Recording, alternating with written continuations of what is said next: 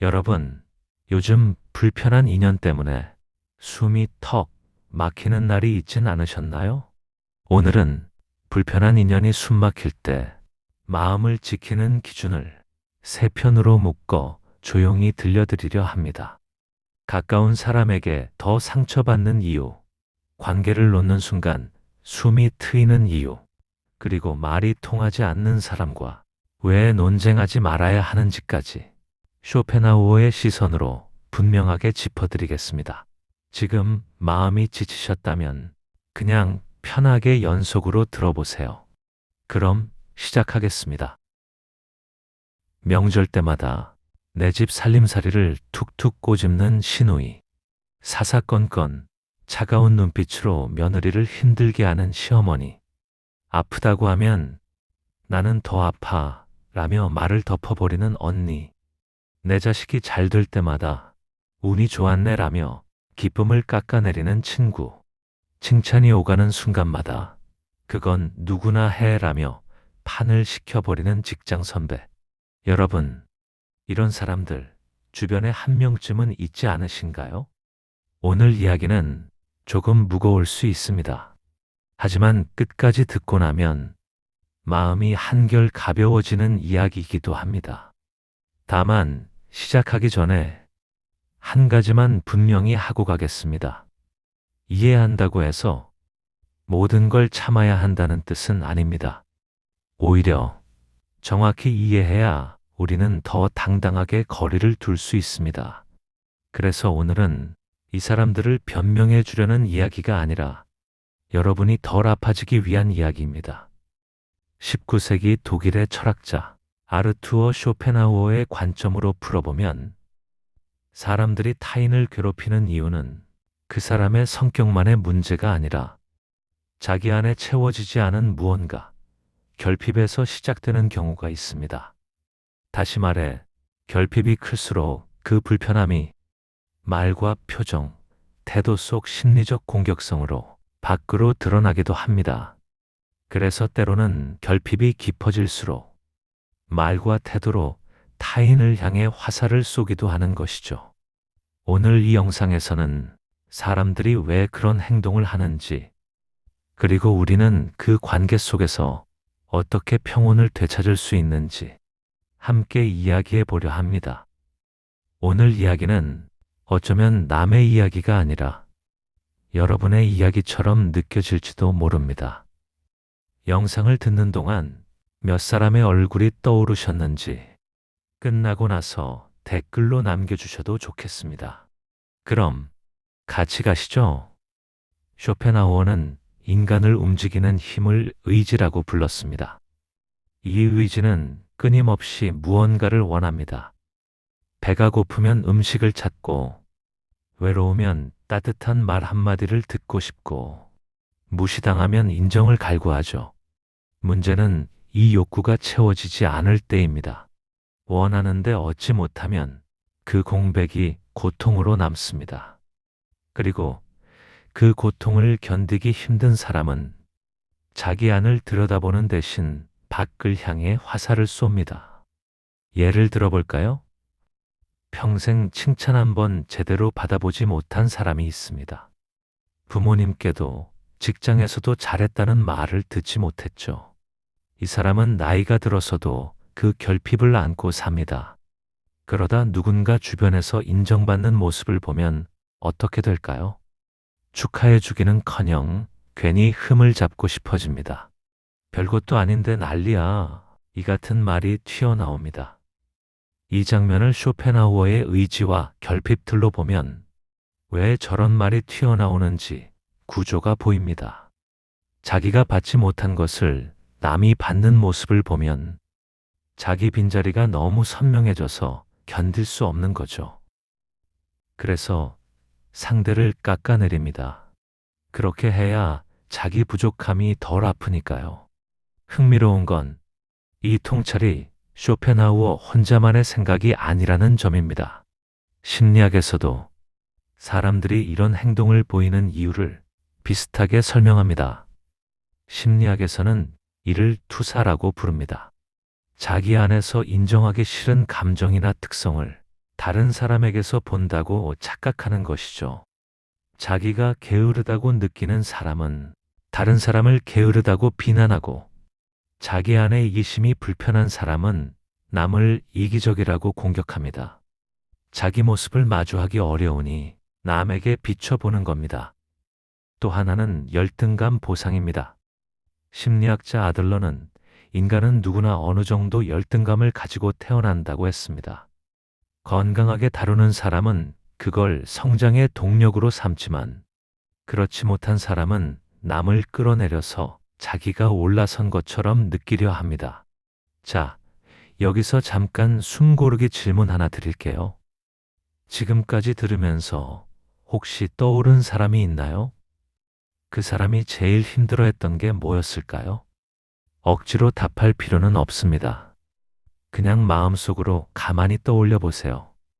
이번엔 구체적인 사례로 들어가 보겠습니다. 첫 번째는 가족 이야기입니다. 정숙 씨는 올해 73입니다. 아들이 결혼한 지 15년이 넘었는데 며느리와 관계가 늘 불편했습니다. 며느리가 하는 일마다 마음에 안 들었어요. 집안 꼬라지가 이게 뭐냐? 애비 아침은 왜 안 챙겨 먹여? 음식간이 왜 이래?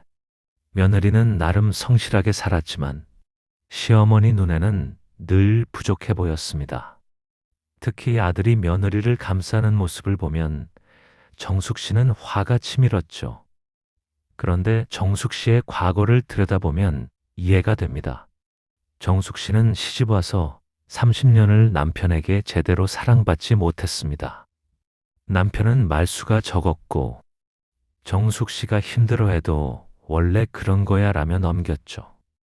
시댁 식구들도 며느리를 귀하게 여기지 않았습니다. 정숙 씨는 평생 사랑받는 아내로 살아본 적이 없었습니다. 그런데 며느리는 다릅니다. 아들은 아내 말을 경청하고, 아내가 힘들어하면 집안일을 거들고, 기념일엔 꽃을 사옵니다. 정숙 씨가 한 번도 받아보지 못한 대우를 며느리는 자연스럽게 받고 있었던 거죠. 쇼펜하우어의 관점에서 보면 정숙 씨의 비난은 며느리의 잘못 때문이 아닙니다. 정숙 씨 자신의 사랑 결핍이 며느리를 향한 공격으로 표현된 겁니다. 심리학에서는 이런 경우를 불안정 애착으로 설명하기도 합니다. 어릴 때부터 안정적으로 사랑받지 못한 사람은 타인의 친밀한 관계를 보면 불편해집니다. 자기가 경험하지 못한 안정감을 남이 누리는 게 견디기 힘든 거죠. 물론 이게 정숙 씨의 행동을 정당화하진 않습니다. 며느리 입장에서는 여전히 힘들고 부당합니다. 하지만 이해하면 며느리도 조금 덜 아플 수 있습니다. 내가 진짜 못난 며느리라서가 아니구나. 저분의 상처가 나를 향하고 있구나 하고요. 그렇다면 며느리는 어떻게 해야 할까요? 주 1회 방문을 월 2회로 조정하여 물리적 거리를 둡니다.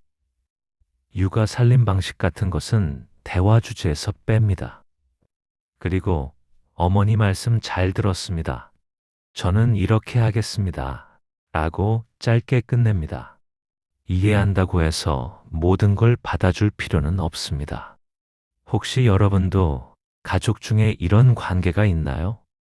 그때 여러분의 가슴 어디가 답답했나요? 두 번째 사례는 퇴직 후 만난 사람들 이야기입니다. 68세 재훈 씨는 5년 전 은행에서 퇴직했습니다. 퇴직 후 동네 등산 모임에 나갔는데 거기서 3년 후배인 동욱 씨를 만났죠. 동욱 씨는 퇴직 후 작은 카페를 차렸고 SNS에도 자주 올라옵니다. 재훈 씨는 모임에서 만날 때마다 동욱 씨에게 한마디씩 합니다. 카페? 요즘 그거 해서 남는 게 있어? SNS에 올리는 건 다 꿈인 거잖아. 실제로는 힘들지? 운 좋게 시작했을 뿐이야. 동욱 씨는 처음엔 농담인 줄 알았지만 점점 불편해졌습니다. 축하해주는 말은 한 번도 없고 깎아내리는 말만 반복되니까요. 그런데 재훈 씨의 과거를 보면 이해가 됩니다. 재훈 씨는 은행에서 30년을 성실히 일했지만 임원까지 올라가진 못했습니다. 동기들은 지점장이 되고 본부장이 됐는데 재훈 씨는 평직원으로 퇴직했죠. 퇴직금도 넉넉지 않았고 퇴직 후엔 딱히 할 일도 없었습니다. 재훈 씨는 평생 무언가 이뤘다는 느낌을 받아본 적이 없습니다.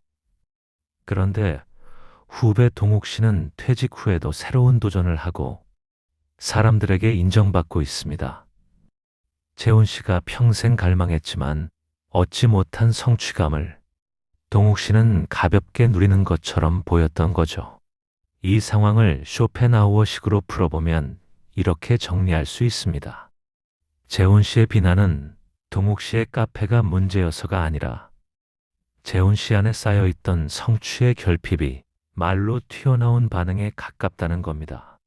재훈 씨는 자기 열등감을 건강하게 다루지 못하고 있습니다. 자기가 이루지 못한 것을 인정하기 싫으니까 남의 성취를 깎아내려서 상대적으로 자기가 올라선 것처럼 느끼려는 거죠. 하지만 이런 방식으론 절대 채워지지 않습니다. 남을 끌어내린다고 자기가 올라가는 게 아니니까요. 그럼 동욱 씨는 어떻게 해야 할까요? 재훈 씨의 말을 진지하게 받아들이지 않습니다. 형님, 요즘 산행은 어떠세요? 라며 자연스럽게 주제를 돌립니다. 단둘이 만나지 않고 여럿이 있을 때만 대화를 합니다. 이해한다고 해서 계속 상처받을 필요는 없습니다. 혹시 비슷한 경험 있으신가요? 누군가 여러분의 기쁜 소식에 찬물을 끼얹었던 적 말입니다. 비슷한 경험이 있으셨다면 댓글로 이야기 나눠주세요. 세 번째 사례는 오래된 친구 사이 이야기입니다. 65세 미경 씨와 선영 씨는 고등학교 동창입니다. 40년 넘게 알고 지냈죠. 그런데 최근 몇 년간 미경 씨는 선영 씨와 만날 때마다 힘듭니다. 선영 씨는 어떤 날은 무척 다정합니다. 미경아, 요즘 건강은 어때? 내가 좋은 병원 알려줄게. 세심하게 챙겨줍니다. 그런데 어떤 날은 돌변합니다. 미경아, 넌 왜 맨날 그 옷만 입어? 촌스럽게. 애들이 너한테 신경도 안 쓰나 봐. 명절에도 안 온다며? 우리 집은 달라. 애들이 너무 자주 와. 미경 씨는 혼란스럽습니다. 이 사람이 날 위하는 건지 무시하는 건지 알 수가 없어요. 그래도 40년 넘는 인연이고 가끔 정말 따뜻할 때가 있어서 끊기가 어렵습니다. 선영 씨의 과거를 들여다보면 단서가 보입니다. 선영 씨는 어릴 때부터 친구 관계가 불안정했습니다. 친하다가도 금방 싸우고 다시 화해하고를 반복했죠. 남편과의 관계도 비슷했습니다. 다정하다가도 갑자기 차갑고 다시 잘하고를 반복했어요. 선영 씨는 안정적인 관계를 경험해 본 적이 없습니다. 소속의 결핍을 안고 살아온 거죠. 그래서 친구에게도 일관되게 대하지 못합니다. 가까워지는 게 두려워서 밀어냈다가 외로워서 다시 끌어당깁니다. 이게 반복되면 상대는 혼란스럽고 지칩니다. 심리학에서는 이런 관계를 간헐적 강화로 설명합니다. 가끔만 보상을 주는 관계가 오히려 더 끊기 어렵다는 겁니다. 도박과 같은 원리죠. 언제 잘해줄지 몰라서 계속 기대하게 됩니다. 하지만 이런 관계는 건강하지 않습니다. 한쪽이 계속 불안정한 상태로 있게 만듭니다. 미경 씨는 어떻게 해야 할까요? 한 달에 한 번으로 만남을 줄입니다. 전화 통화보다 문자로 소통합니다. 그러면 감정 기복이 덜 전달되니까요. 이 사람은 원래 이래라고 받아들이고 깊은 대화는 피합니다. 40년 인연이라고 해서 모든 걸 받아줄 필요는 없습니다.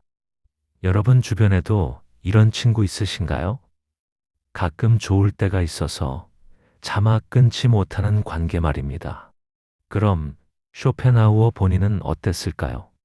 전해지는 바에 따르면 쇼펜하우어는 평생 어머니와 불화했다고 합니다. 어머니는 사교적이고 명랑한 사람이었는데 아들은 우울하고 비관적이었죠. 서로를 이해하지 못했고 결국 성인이 된 후론 거의 연락하지 않았다고 합니다. 쇼펜하우어는 학자로서도 오랫동안 인정받지 못했습니다. 그의 저서 의지와 표상으로서의 세계는 출간 후 거의 팔리지 않았어요. 다른 철학자들은 유명세를 탔지만 쇼펜하우어는 한참 동안 무시당했습니다. 사람들과의 관계도 원만하지 않았습니다. 일부 기록에 따르면 그는 사람들을 신뢰하지 못했고 고독을 택했다고 합니다. 그럼 쇼펜하우어는 불행했을까요? 아이러니하게도 그는 자기 결핍을 남에게 쏟아붓지 않았습니다. 대신 관찰하고 사유하고 글로 남겼죠. 그는 이렇게 생각했던 것 같습니다. 나도 채워지지 않은 것들이 있다. 하지만 그걸로 남을 괴롭히는 건 의미가 없다. 차라리 이 고통의 구조를 이해해보자. 그 과정에서 쇼펜하우어는 연민의 중요성을 이야기합니다. 다만 여기서부터는 그 철학을 우리 삶에 적용하는 방식입니다. 남의 고통을 이해하되 그 이해 때문에 내 평온이 무너질 필요는 없습니다. 그래서 우리는 연민과 경계를 함께 가져가야 합니다. 또한 그는 고독의 가치도 높게 보았습니다. 모든 관계를 붙잡으려 애쓰기보다 나 자신과 평화롭게 지내는 법을 배우는 것이 삶을 덜 흔들리게 만든다고 본 것이죠. 쇼펜하우어의 삶이 완벽했던 건 아닙니다. 하지만 그는 자기 결핍을 건강하게 다루려 노력했습니다. 그리고 그 과정에서 많은 사람에게 위로가 되는 철학을 남겼죠. 우리도 마찬가지입니다. 우리 안에도 채워지지 않은 것들이 있습니다. 중요한 건 그걸로 남을 공격하느냐 아니면 자기를 성찰하느냐입니다. 여러분은 자기 안의 부족함을 어떻게 다루고 계신가요? 남을 향하고 있나요? 아니면 자신을 향하고 있나요? 여러분, 여기까지 같이 잘 오셨나요? 혹시 지금 영상 처음에 떠올렸던 그 사람이 여전히 마음에 남아있지는 않으신가요? 괜찮습니다. 지금 당장 지우려고 하지 않아도 됩니다. 오늘은 해결하러 온 시간이 아니라 같이 바라보러 온 시간이니까요.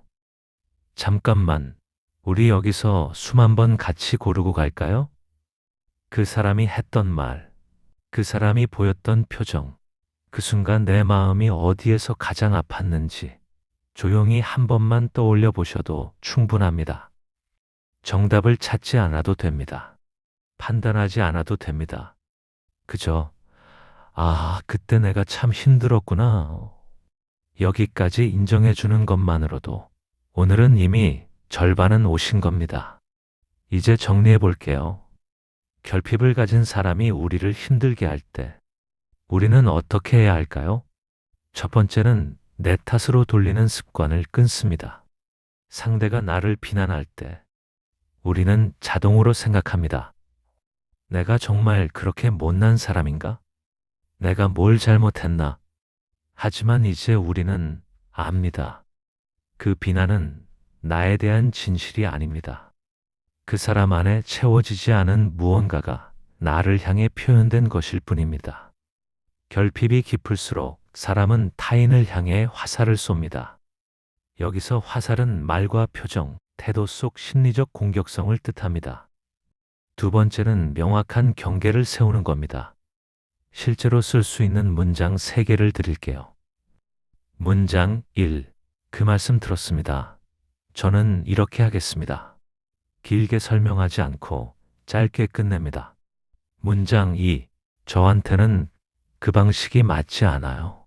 상대를 비난하지 않으면서 내 선택을 지킵니다.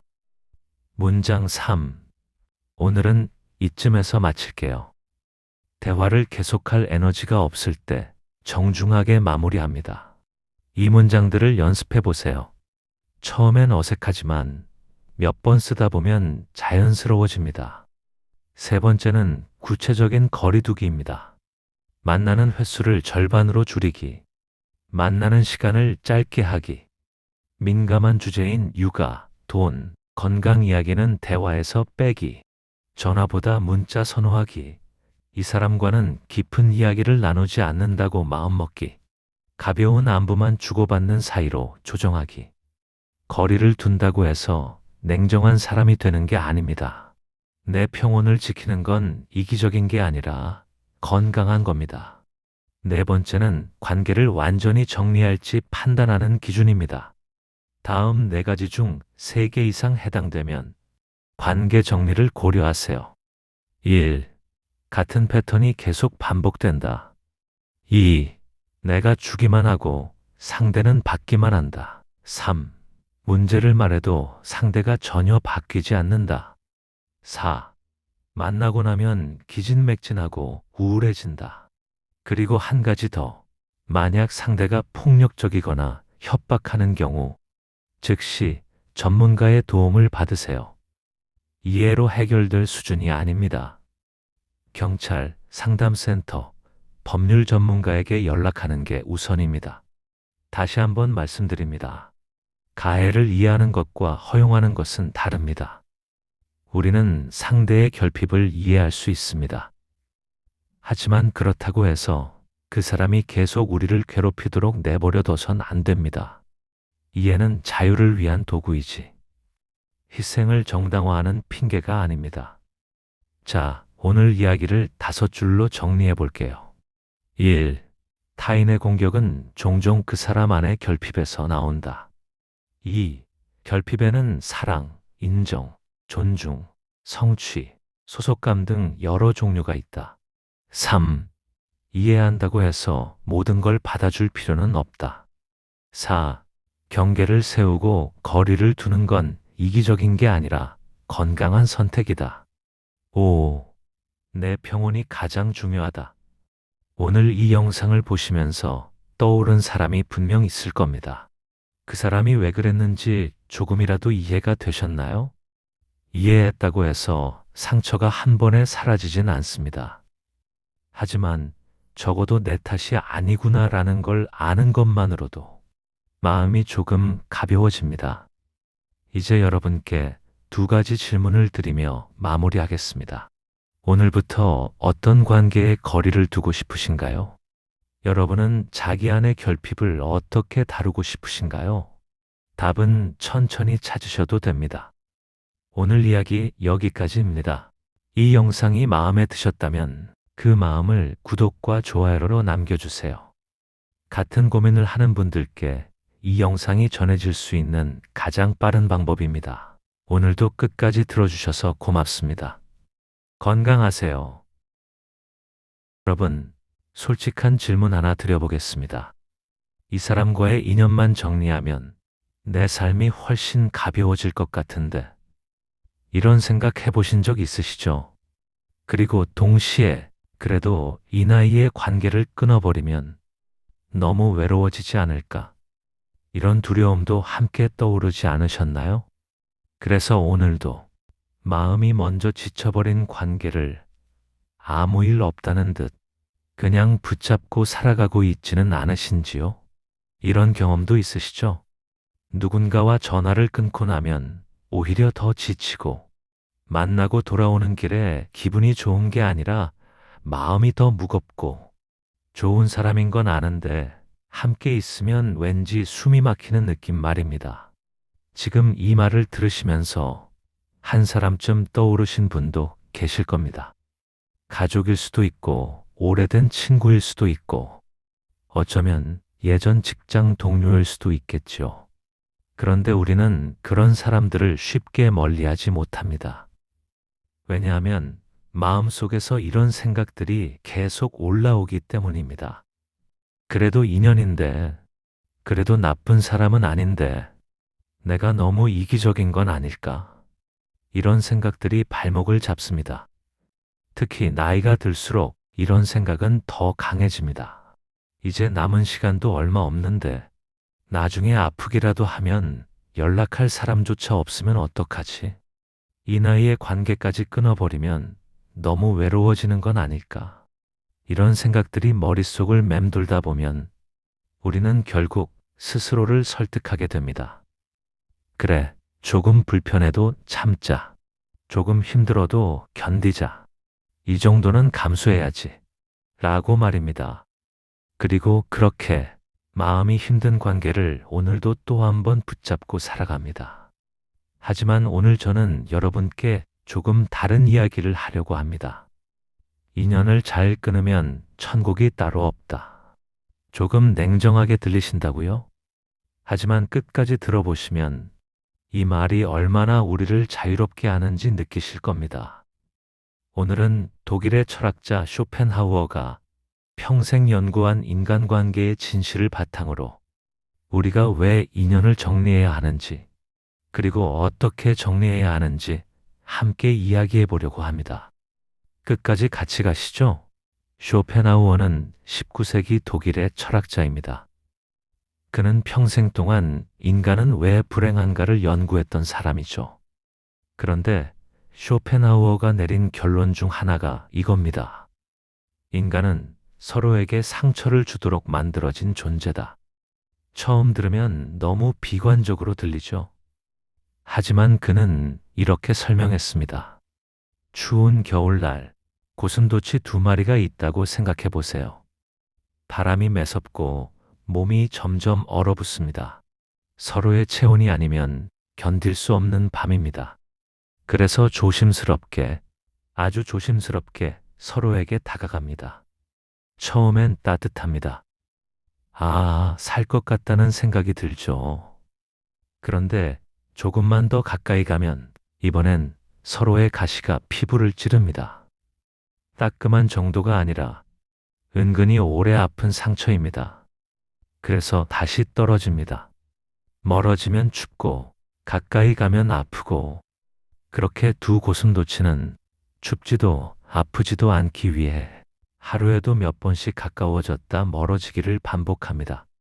우리 인간도 외로워서 사람을 찾지만 너무 가까워지면 상처를 받습니다.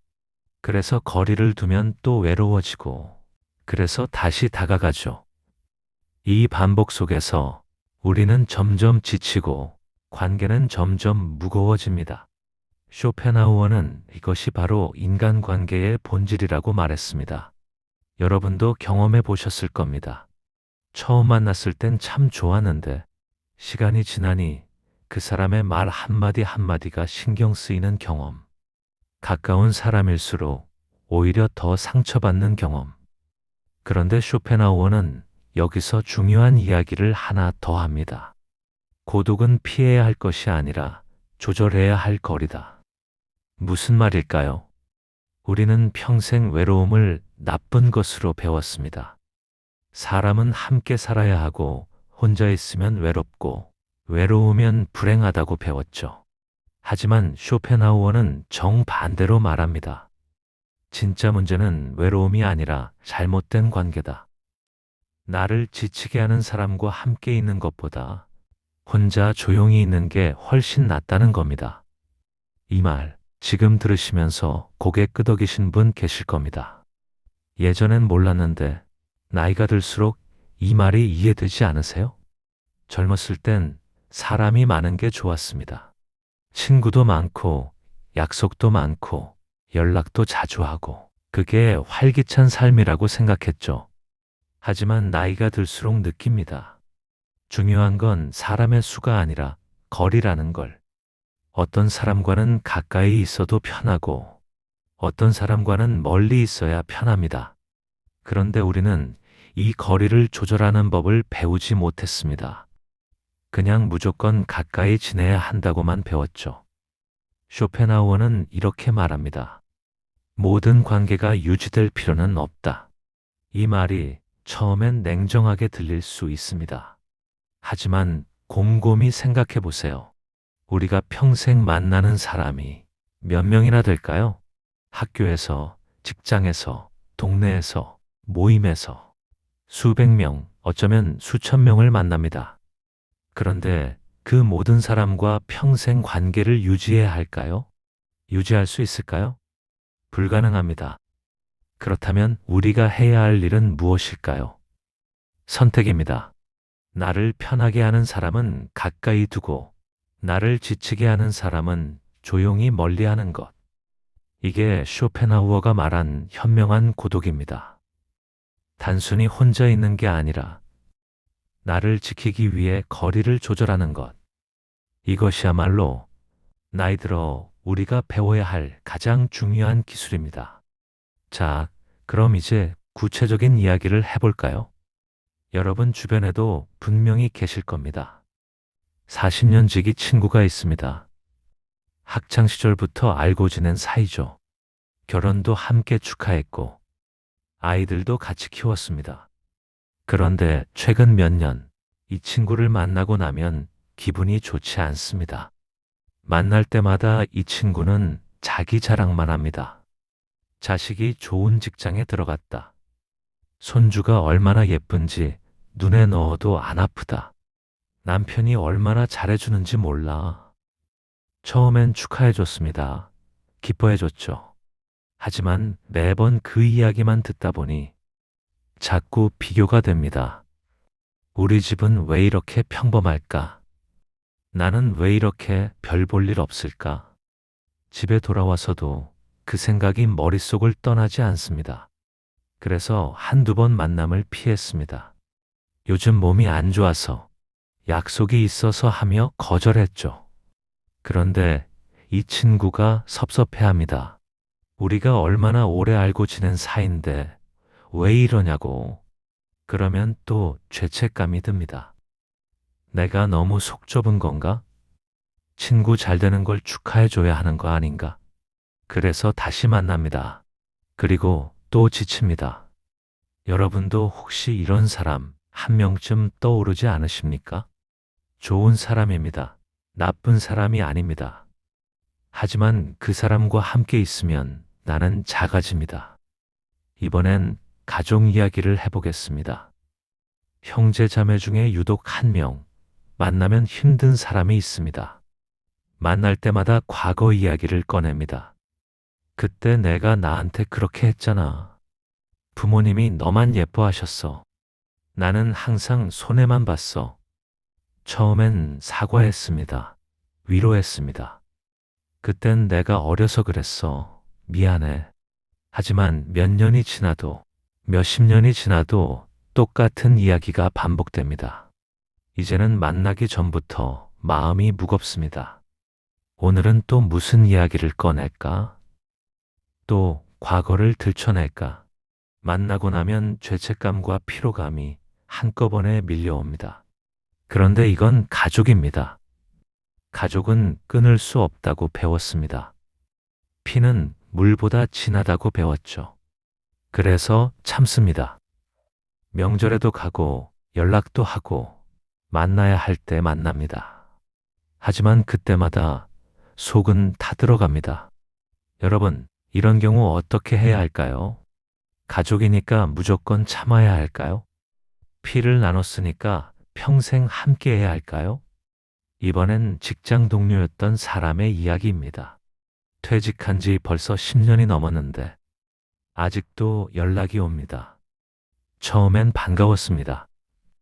함께 일했던 추억도 있고 힘들 때 서로 의지했던 사이니까요.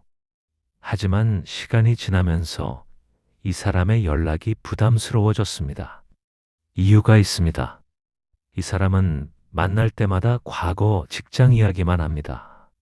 누가 승진했고, 누가 퇴직했고, 회사가 어떻게 돌아가는지 처음엔 들어줬습니다. 하지만 이제는 그 직장과 아무 관계도 없습니다. 관심도 없습니다. 더 중요한 건 이 사람을 만나고 나면 자꾸 과거로 돌아가는 느낌이 든다는 겁니다. 지금 내 삶이 아니라 10년 전 그때로 돌아가는 느낌. 그게 불편합니다. 하지만 이 사람은 계속 연락합니다. 우리 그래도 같이 고생했던 사이잖아. 인연인데 이렇게 끊으면 안 되지. 그러면 또 죄책감이 듭니다. 맞아, 그래도 인연인데. 그래서 또 만납니다. 그리고 또 후회합니다. 여러분, 이 세 가지 사례를 들으시면서 어떤 생각이 드셨나요? 혹시 여러분 삶에도 이런 사람이 있지 않으신가요? 나쁜 사람은 아닙니다. 악한 사람도 아닙니다. 하지만 그 사람과 함께 있으면 나는 편하지 않습니다. 그런데 우리는 이 관계를 끊지 못합니다. 왜일까요? 여기서 다시 한번 오늘의 제목을 말씀드립니다. 인연을 잘 끊으면 천국이 따로 없다. 이 말이 왜 진실인지 지금부터 차근차근 설명해 드리겠습니다. 1. 왜 끊는 것이 나쁜 게 아닌가? 우리는 평생 이렇게 배웠습니다. 사람은 많을수록 좋다. 인연은 소중한 것이다. 끊으면 외롭다.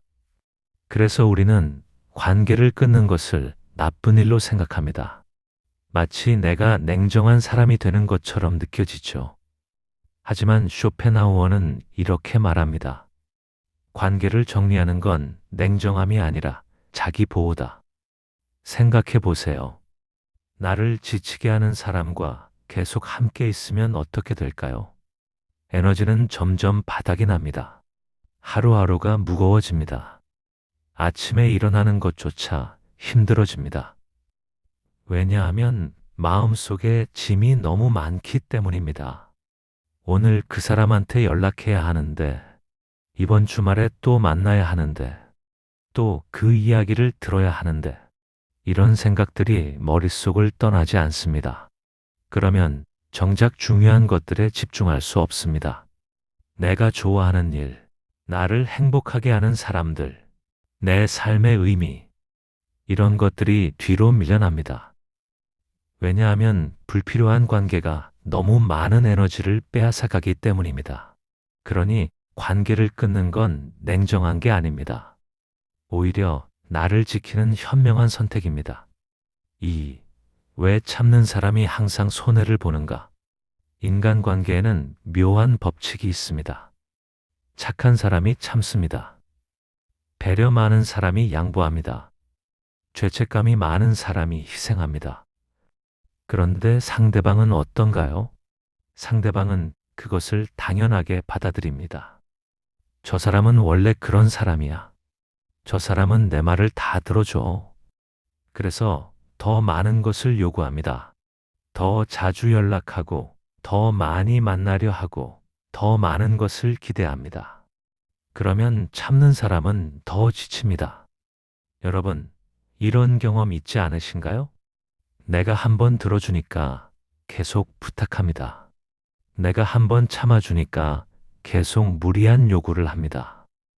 그리고 어느 순간 더 이상 참을 수 없어서 거절하면 상대방은 이렇게 말합니다. 갑자기 왜 그래? 예전엔 안 그랬잖아. 그러면 참았던 사람은 또 죄책감을 느낍니다. 내가 변한 건가? 내가 너무 이기적인 건가? 하지만 천천히 생각해 보세요. 변한 건 당신이 아닙니다. 당신은 그동안 너무 많이 참았을 뿐입니다. 쇼펜하우어는 이렇게 말합니다. 인간관계에서 가장 큰 실수는 자신의 한계를 상대에게 알리지 않는 것이다. 참는 게 미덕이 아닙니다. 참다가 터지는 게 문제입니다. 그러니 이제는 참지 마세요. 대신 조용히 거리를 두세요. 3. 왜 나이 들수록 관계를 정리해야 하는가? 젊었을 때는 시간이 많았습니다.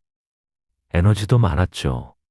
그래서 좀 불편한 사람도 만날 수 있었습니다. 한 번쯤은 봐줄 수 있지. 그래도 인연인데 하면서요. 하지만 나이가 들면 상황이 달라집니다. 시간이 제한적입니다. 에너지가 제한적입니다. 남은 인생이 제한적입니다. 그렇다면 이 제한된 자원을 어디에 써야 할까요? 나를 지치게 하는 사람에게? 아니면 나를 편하게 하는 사람에게? 답은 명확합니다. 나이가 들수록 우리는 삶을 정리해야 합니다. 집도 정리하고, 물건도 정리하고, 생각도 정리합니다. 그런데 왜 관계는 정리하지 못할까요? 쇼펜하우어는 이렇게 말합니다. 노년의 지혜는 무엇을 더하는 게 아니라 무엇을 빼는 데 있다. 젊었을 땐 뭔가를 더 얻으려 합니다. 더 많은 친구, 더 많은 경험, 더 많은 성공. 하지만 나이가 들면 다릅니다. 이제는 빼야 합니다. 불필요한 것들, 나를 무겁게 하는 것들, 에너지를 빼앗는 것들, 그 중에서도 가장 먼저 정리해야 할 것이 바로 불편한 인간관계입니다. 왜냐하면 인간관계가 가장 많은 에너지를 소비하기 때문입니다. 관계를 정리하면 어떻게 될까요? 삶이 가벼워집니다. 아침에 일어날 때 마음이 편합니다. 오늘 누구를 만나야 한다는 부담이 없으니까요. 전화가 와도 스트레스 받지 않습니다. 또 뭘 부탁하려나 하는 걱정이 없으니까요. 혼자 있어도 외롭지 않습니다. 나를 지치게 하는 사람들이 없으니 혼자 있는 시간이 오히려 평화롭습니다. 쇼펜하우어의 말을 다시 한번 떠올려 보세요. 인연을 정리하면 사람이 줄어드는 게 아니라 삶이 가벼워진다. 이 말이 이제 이해되시나요? 여러분, 잘 오고 계시죠? 이쯤에서 혹시 구독과 좋아요를 미처 못 누르신 분은 한번 누르고 가실까요? 여러분의 소중한 클릭 하나가 더 많은 분들에게 이 영상을 전할 수 있는 큰 힘이 됩니다. 자, 그럼 이제 가장 중요한 이야기를 해보겠습니다. 어떻게 하면 인연을 잘 끊을 수 있을까요? 여기서 잘이라는 단어가 중요합니다. 무작정 끊는 게 아닙니다. 상대를 공격하는 것도 아닙니다. 큰 싸움을 벌이는 것도 아닙니다. 조용히, 천천히 거리를 두는 것입니다. 1단계, 감정이 아니라 반응을 살펴라. 먼저 내 몸의 반응을 관찰하세요. 어떤 사람과 통화를 끊고 나면 어떤 기분이 드나요? 만나고 돌아오는 길에 어떤 생각이 드나요? 만약 다음과 같은 반응이 나타난다면 그것은 신호입니다. 피곤하다, 짜증이 난다, 우울해진다, 자꾸 비교하게 된다, 죄책감이 든다, 내가 작아지는 느낌이 든다. 이런 반응이 한두 번이 아니라 반복적으로 나타난다면 그 관계는 당신에게 맞지 않는 관계입니다. 중요한 건 이것이 상대방의 잘못이 아니라는 겁니다. 상대방이 나쁜 사람이어서가 아닙니다. 단지 우리가 서로 맞지 않을 뿐입니다. 쇼펜하우어의 고슴도치를 기억하세요. 가까이 가면 서로 찔립니다. 누구의 잘못도 아닙니다. 그러니 죄책감을 느낄 필요가 없습니다. 2단계, 설명하려 하지 말 것. 많은 사람들이 관계를 정리할 때 이런 실수를 합니다. 상대방에게 이유를 설명하려 합니다.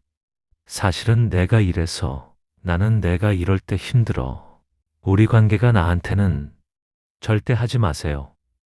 왜냐하면 상대방은 이해하지 못하기 때문입니다.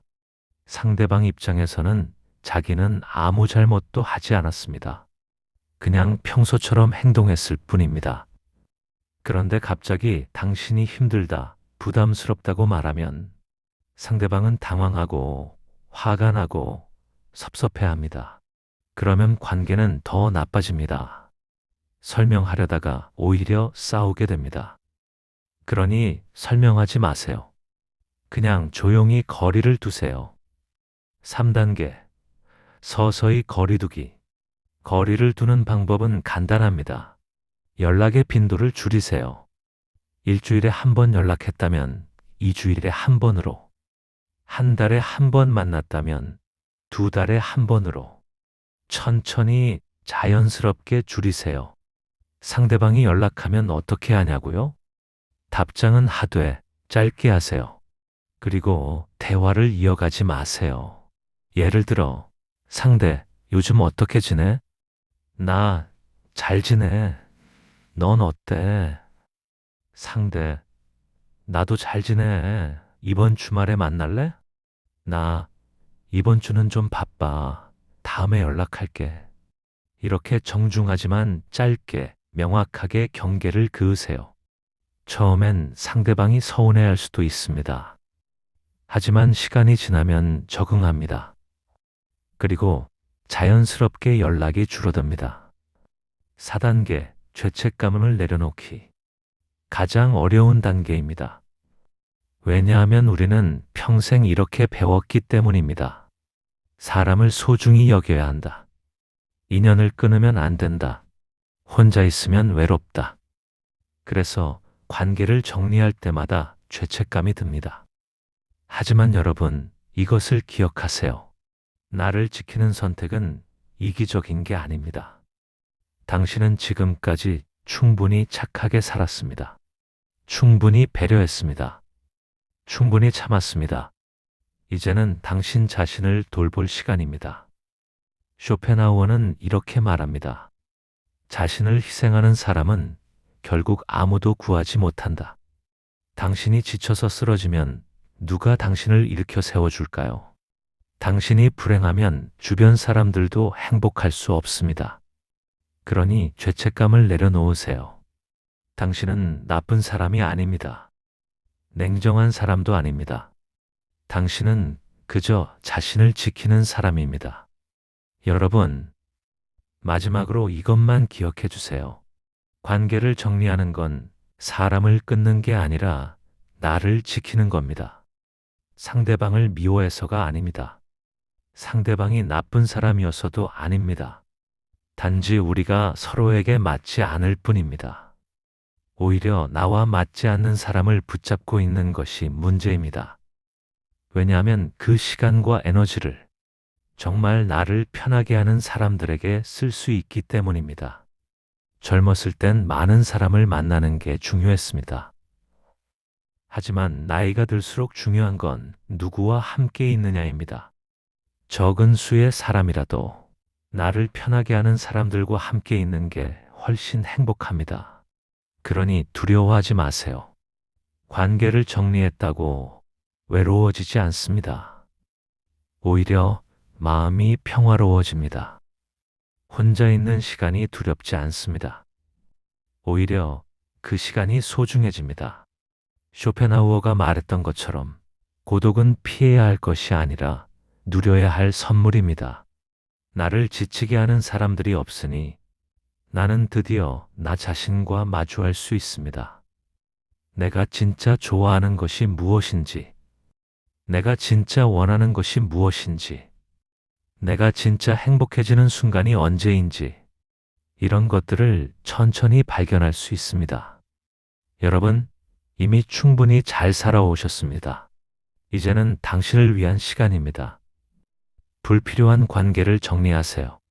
나를 무겁게 하는 사람들과 조용히 거리를 두세요.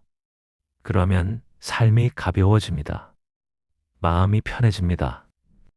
그리고 그때 비로소 당신은 진짜 당신의 삶을 살 수 있습니다. 인연을 잘 끊으면 천국이 따로 없다. 이 말이 이제 이해되시나요? 오늘 이야기 여기까지입니다. 오늘 이 영상이 여러분의 인생에서 불필요한 짐 하나를 내려놓는 계기가 되었으면 좋겠습니다. 오늘 이야기가 도움이 되셨다면 구독과 좋아요 부탁드립니다. 앞으로도 이렇게 인생을 조금 더 편하게 사는 이야기를 계속 나누겠습니다. 다음 영상에서 또 뵙겠습니다. 건강하세요. 여러분, 혹시 이런 순간 한 번쯤은 겪어보셨죠? 분명 차분히 설명하고 있는데 상대의 얼굴이 점점 굳어집니다. 말이 끝나기도 전에 상대는 한숨부터 쉽니다. 아니, 그게 아니라 다시 말을 꺼내보지만 이미 대화는 엉뚱한 방향으로 흘러가 버립니다. 상대가 가족일 수도 있습니다. 오래 알고 지낸 지인일 수도 있습니다. 우리는 또 설명합니다. 이번엔 더 논리적으로, 더 부드럽게 말해보자고 마음먹습니다. 하지만 돌아오는 건 이해가 아니라 반박이고 대화가 아니라 감정 싸움입니다. 마치 라디오 주파수가 안 맞는데 볼륨만 키우다 온 꼴입니다. 그런 날이면 내가 말을 너무 세게 했나? 어떻게 말해야 저 사람과 통할까? 그렇게 혼자 곱씹다 잠을 설친 밤이 한두 번이 아니셨을 겁니다. 오늘은 아무리 설명해도 말이 안 통하는 사람 앞에서 어디까지 말하고 어디서 멈춰야 하는지, 그리고 어떻게 해야 내 마음을 지킬 수 있는지를 쇼펜하우어의 시선으로 차분히 정리해 보려 합니다. 같이 가시죠. 우리는 보통 이렇게 믿습니다. 사람은 합리적이다. 논리적으로 설명하면 결국 알아듣는다. 그런데 쇼펜하우어는 정반대로 말합니다. 인간은 논리로 움직이는 존재가 아니라 의지로 움직이는 존재라고요. 여러분, 의지를 아주 쉽게 비유하면 이겁니다. 리모컨의 전원 버튼 같습니다. 이성이 채널을 바꾸는 버튼이라면 의지는 아예 TV를 켤지 말지를 먼저 결정합니다. 그러니까 상대가 마음을 닫아버리면 우리가 아무리 채널을 바꿔도 소용이 없습니다. 뉴스로도, 다큐로도, 경험담으로도 TV 자체가 꺼져 있으니 화면이 안 나오는 거지요. 의지는 이런 마음입니다. 나는 이렇게 살 거야. 나는 이게 맞다고 믿어. 나는 내 방식대로 할 거야. 그리고 중요한 건 이 의지는 이성보다 먼저 작동한다는 겁니다. 사람들은 먼저 마음속에서 결정을 해놓고 그 다음에 그 결정을 그럴듯하게 포장할 말을 찾습니다. 마치 이미 결론은 써놓고 이유는 나중에 끼워 맞추는 것처럼요. 예를 하나 들어보겠습니다. 가장 흔한 장면입니다. 자식이 어떤 선택을 합니다. 부모는 걱정이 됩니다. 그래서 말합니다. 그건 위험해. 이렇게 하는 게 낫다. 자식은 딱 한마디로 막아섭니다. 알아요. 근데 제가 할게요. 부모는 다시 설명합니다. 더 구체적으로, 더 친절하게, 자기 경험까지 꺼냅니다. 내가 너 나이 때 그런 길 가봤거든. 힘들어. 그런데 돌아오는 건 고개 끄덕임이 아니라 표정이 굳고 말이 짧아집니다. 엄마 아빠는 맨날 그래. 그냥 제발 좀 가만히 있어요.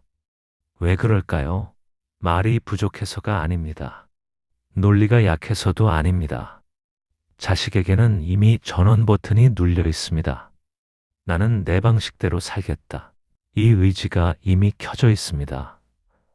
그러니 부모의 말은 조언이 아니라 간섭으로 들립니다. 내용이 어떻든 들리는 의미가 이미 바뀌어 버리는 겁니다. 여러분, 이걸 또 다른 비유로 하면 이렇습니다.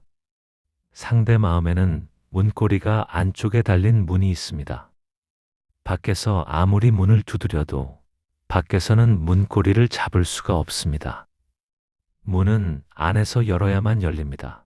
쇼펜하우어가 말하고 싶은 게 바로 이겁니다.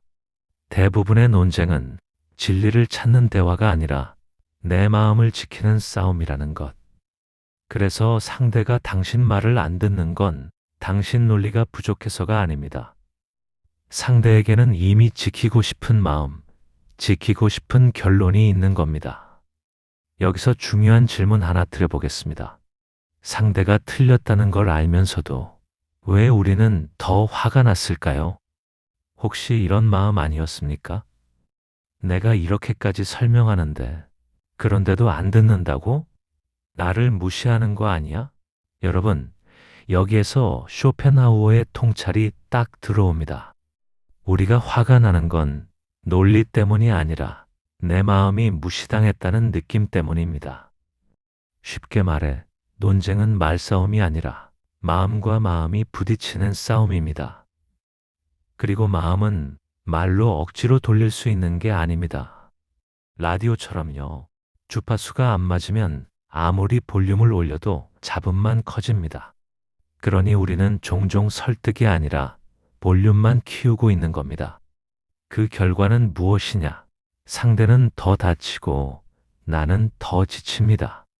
여러분, 혹시 지금 떠오르는 사람이 한 명 있지 않으신가요? 이 영상을 들으며 굳이 설득하지 않아도 될 얼굴 말입니다. 잠시 여기서 숨을 고르겠습니다. 지금 이야기가 조금 서늘하게 느껴지실 수도 있습니다. 하지만 이건 당신을 비난하는 말이 아닙니다. 오히려 반대입니다. 그동안 충분히 애쓰셨습니다. 그런데도 안 됐던 데에는 다 이유가 있었던 겁니다. 그 이유를 알았으니 이제부터는 어떻게 해야 내 마음을 덜 소모하는지 더 현실적인 방법으로 함께 들어가 보겠습니다. 논쟁이 끝나고 나면 이겼다는 기분도 졌다는 기분도 남지 않고 그저 마음이 텅 비어버린 듯 합니다. 그런데도 우리는 또 논쟁을 합니다. 왜일까요?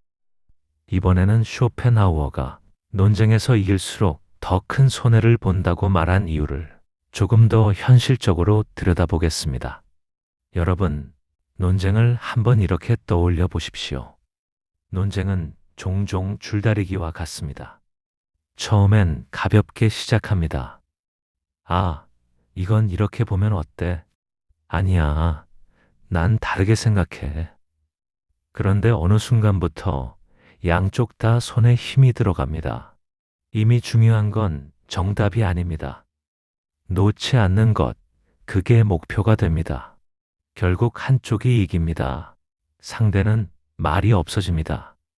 줄은 내 쪽으로 확 당겨졌습니다. 그 순간 기분이 좋을까요? 잠깐은 그럴 수 있습니다. 하지만 곧 이런 느낌이 따라옵니다. 이겼는데 왜 이렇게 찝찝하지? 왜냐하면 줄다리기에서 상대를 완전히 끌어당긴 순간 상대는 마음속으로 이렇게 말하고 있기 때문입니다. 두고 보자. 쇼펜하우어는 인간이 자기 지능이 부족한 건 참아도 자기 의지가 꺾이는 건 절대 못 참는 존재라고 했습니다. 논쟁에서 이겼다는 건 상대에게 이렇게 느끼게 만든 겁니다. 내가 졌다. 내가 밀렸다. 내가 무시당했다. 여러분, 이렇게 마음이 다친 사람은 다음에 어떻게 할까요? 논리로 다시 오지 않습니다. 감정으로 돌아옵니다. 뒤에서 험담을 하거나 당신을 피하거나 괜히 날카롭게 굴거나 조용히 거리를 둡니다. 그래서 쇼펜하우어는 논쟁에서의 승리를 이렇게 비유했습니다. 상대를 말로 눌렀다고 해서 관계까지 이긴 건 아니다. 논쟁에서 이기는 순간 당신은 진리가 아니라 적을 얻는다. 그렇다면 우리는 어떻게 해야 할까요? 여기서 쇼펜하우어가 제시하는 첫 번째 현실적인 태도가 바로 침묵입니다. 여러분, 침묵은 도망이 아닙니다. 침묵은 선긋기입니다. 이렇게 생각해 보십시오. 논쟁은 종종 진흙탕 싸움과 같습니다. 처음엔 신발만 조금 더러워집니다. 그래서 발로 한번 차봅니다. 그런데 차면 찰수록 진흙은 더 튑니다.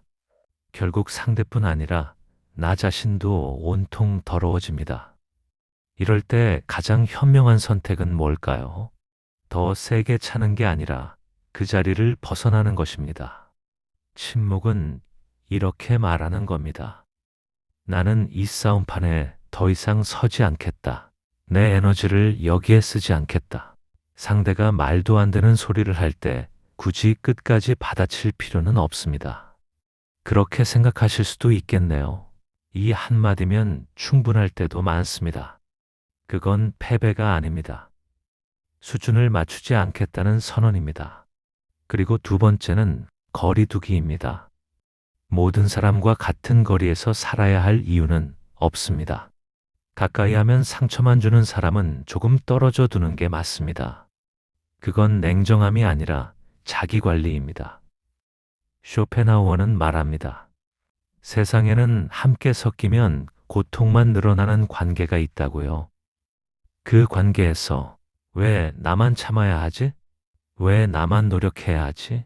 라는 생각이 든다면 그건 이미 거리를 조절하라는 신호입니다.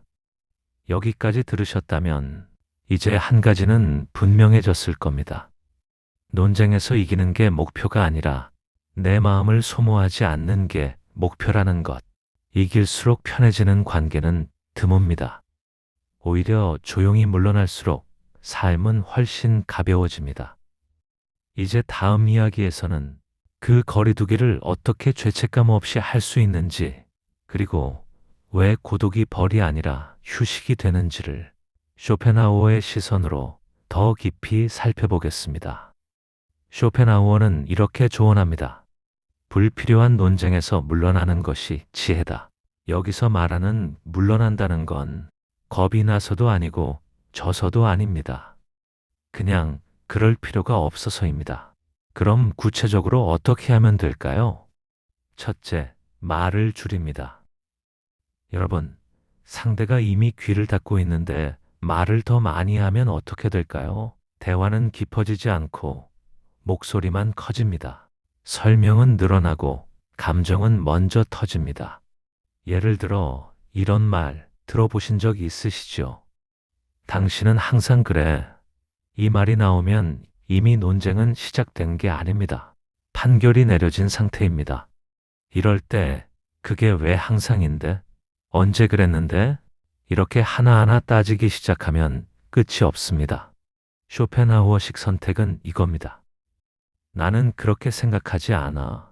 그 정도면 충분합니다. 설명하지 않습니다. 변명하지 않습니다. 증명하려 들지도 않습니다.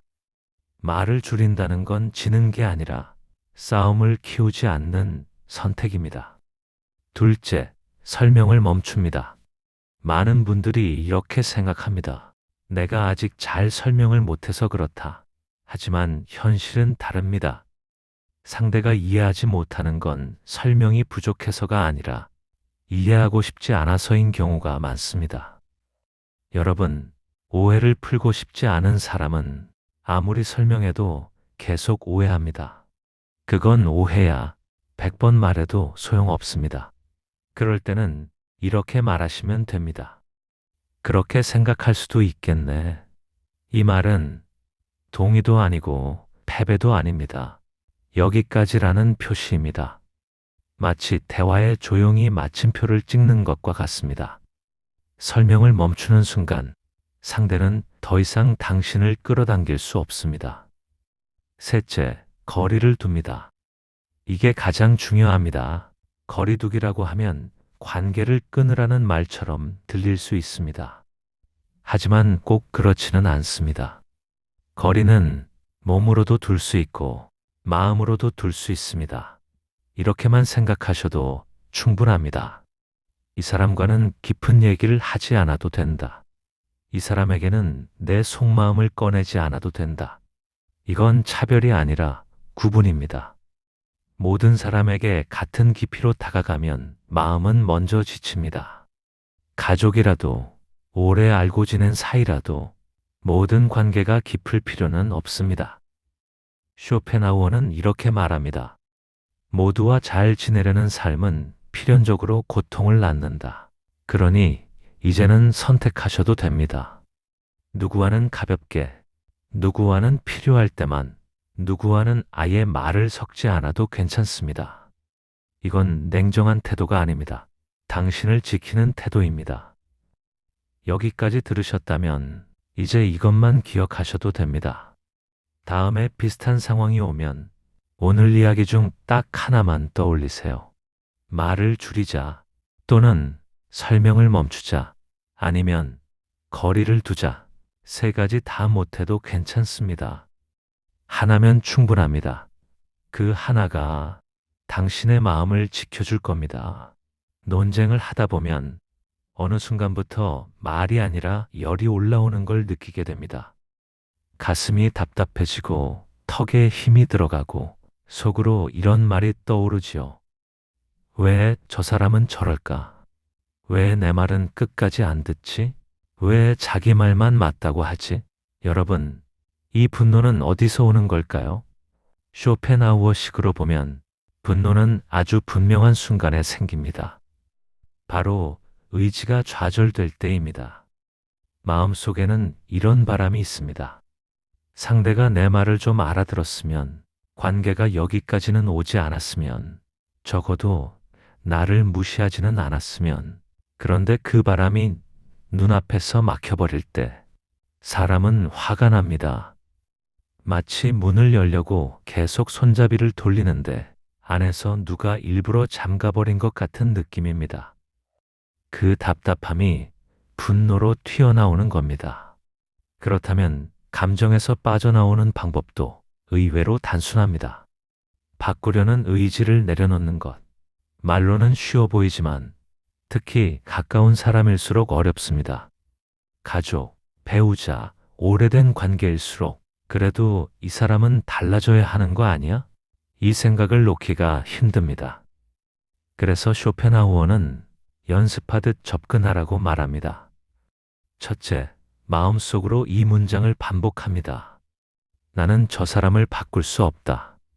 이 문장을 처음 들으면 조금 슬프게 느껴질 수 있습니다. 체념처럼 들릴 수도 있습니다. 하지만 계속 되뇌다 보면 어느 순간 이런 생각이 따라옵니다. 아, 이건 내가 짊어질 짐이 아니구나. 그럼 이제 조금 내려놔도 되겠구나.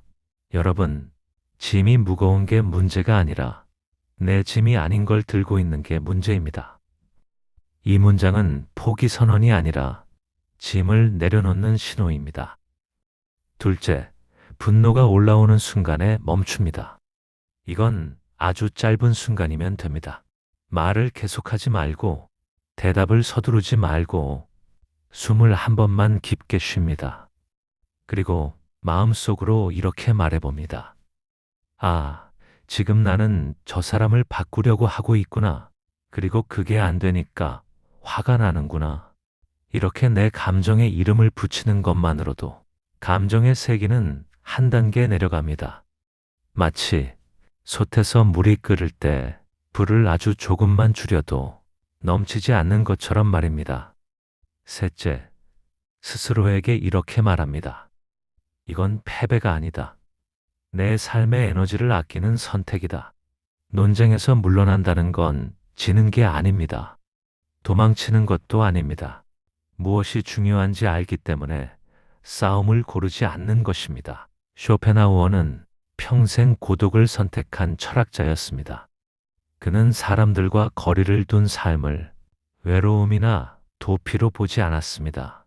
그는 그것을 이렇게 불렀습니다. 정신의 보존, 마음이 계속 닳아 없어지기 전에 스스로를 보호하는 선택이라는 뜻입니다. 당신도 마찬가지입니다. 지금 관계에서 한 발짝 물러나는 건 상대를 버리는 게 아닙니다. 당신 자신을 지키는 일입니다. 쇼펜하우어는 말했습니다. 고독은 처벌이 아니라 정신을 보존하는 공간이다. 나이가 들수록 관계가 줄어드는 건 실패가 아니라 자연스러운 일입니다. 이제는 모든 사람에게 설명하지 않아도 됩니다. 혼자 있는 시간은 외로움이 아니라 당신이 다시 숨을 고르는 시간입니다. 오늘 우리는 쇼펜하우어와 함께 말이 안 통하는 사람과의 관계를 살펴봤습니다. 기억하실 건 딱 세 가지입니다. 첫째, 사람은 논리로 움직이지 않습니다. 각자의 의지로 움직입니다. 둘째, 상대를 바꾸려는 마음이 결국 나를 지치게 만듭니다. 셋째, 불필요한 관계에서 물러나는 것은 패배가 아니라 지혜입니다. 이 세 가지만 기억하셔도 충분합니다. 다음에 또 말이 안 통하는 사람을 만나게 된다면 이 사람을 설득할 필요는 없다. 나는 내 평온을 지키면 된다. 그리고 조용히 물러나세요. 당신이 지켜야 할 것은 논리가 아니라 당신의 평온입니다. 오늘 이야기 여기까지입니다. 긴 시간 함께 해주셔서 고맙습니다. 영상이 마음에 닿으셨다면 구독과 좋아요로 함께 해주세요. 큰 힘이 됩니다. 다음 이야기에서 또 뵙겠습니다. 건강하세요.